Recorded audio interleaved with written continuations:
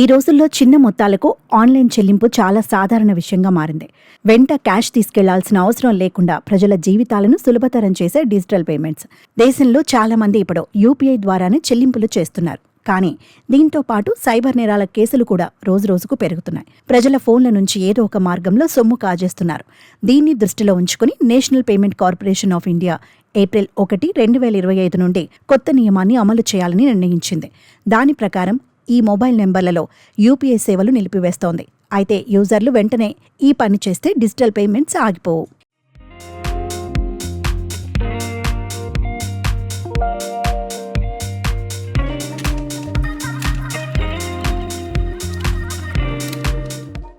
April 1 నుంచి Google pay, PhonePe, Paytm ఇలా ఏ యాప్ల ద్వారా ఈ యూజర్లు డిజిటల్ చెల్లింపులు చేయలేరు.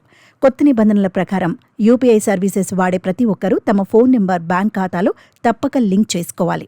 బ్యాంక్ ఖాతాలకు లింక్ చేయబడిన మొబైల్ నెంబర్లు యాక్టివ్గా లేకపోతే అలాంటి నెంబర్లు వెంటనే తొలగించాలని బ్యాంకులు యూపీఐ ఆధారిత యాప్లను national payment corporation of India ఆదేశించింది. ఒకవేళ మీ బ్యాంక్ అకౌంట్కు వాడుకలో లేని మొబైల్ నెంబర్ ఇచ్చి ఉన్నట్లయితే యూపీఐ సేవలు ఏప్రిల్ 1, 2025 నుంచి ఆగిపోవచ్చు. సైబర్ నేరాలు రోజురోజుకు పెరుగుతున్న నేపథ్యంలో ఎన్పీసీఐ ఈ నిర్ణయం తీసుకుంది. పనిచేయని మొబైల్ నెంబర్లు బ్యాంకింగ్, యూపీఐ వ్యవస్థలతో లింక్ చేయడం వల్ల సైబర్ నేరగాళ్లు సాంకేతిక లోపాలను వాడుకొని యూజర్లను దోపిడీ చేస్తున్నారని వెల్లడించింది. టెలికాం ప్రొవైడర్లు గతంలో వినియోగదారులు వాడిన నెంబర్లను వేరొకరికి తిరిగి కేటాయించినప్పుడు సైబర్ మోసానికి గురయ్యే ఆస్కారం ఉంది. పౌరుల భద్రతను దృష్టిలో పెట్టుకుని ప్రభుత్వం ఈ నిర్ణయం తీసుకుంది. అది కాక యూపీఐ లావాదేవీలను సులభతరం చేయడానికి మీ బ్యాంక్ ఖాతాకు యాక్టివ్ మొబైల్ నెంబర్ను లింక్ చేయడం చాలా ముఖ్యం. చెల్లింపుల సమయంలో ఈ నెంబర్ కీలకమైన ఐడెంటిఫైయర్గా పనిచేస్తుంది. మనం ఎవరికి చెల్లింపులు చేస్తున్నామో నిర్ధారిస్తుంది. అదే ఇన్యాక్టివ్లో ఉన్న నెంబర్ మరొక వ్యక్తికి కేటాయిస్తే చెల్లింపుల్లో వైఫల్యాలు తలెత్తవచ్చు, లేదా సైబర్ నేరగాళ్లు మన చెల్లింపులు తప్పుదారి పట్టించే ప్రయత్నం చేయవచ్చు.